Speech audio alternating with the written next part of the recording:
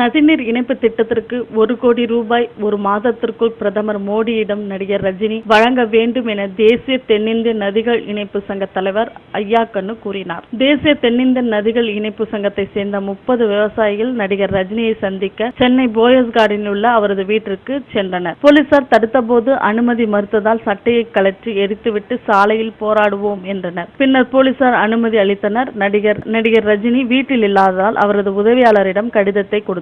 இது குறித்து தேசிய தென்னிந்திய நதிகள் இணைப்பு சங்கத்தின் மாநில தலைவர் ஐயாக்கண்ணு கூறியதாவது: பாஜக ஆட்சிக்கு வந்தால் நதிகள் இணைப்பு திட்டம் செயல்படுத்தப்படும் என பிரதமர் மோடி கூறினார். ஆட்சிக்கு வந்து 2 ஆண்டுகள் ஆகியும் இந்த திட்டத்தை துவங்கவில்லை. நதிகள் இணைப்பு திட்டத்தை செயல்படுத்தினால் தன் பங்களிப்பாக 1 கோடி ரூபாய் கொடுப்பேன் என பல ஆண்டுகளுக்கு முன்பு ரஜினி கூறியிருந்தார். அவர் விவசாயிகளின் நல்லெண்ண தூதராக சென்று 1 மாதத்திற்குள் பிரதமர் மோடியை சந்தித்து 1 கோடி ரூபாய் வழங்க வேண்டும், நிதியை வழங்காவிட்டால் அவர் வீட்டின் முன்பு சாகும் வரை உண்ணாவிரதம் இருப்போம் என்று தேசிய தென்னிந்திய நதிகள் இணைப்பு சங்கத்தினர் தெரிவித்துள்ளனர். மேலும் சினிமா செய்திகளுக்கு கீழே உள்ள சப்ஸ்கிரைப் பட்டனை அழுத்தவும்.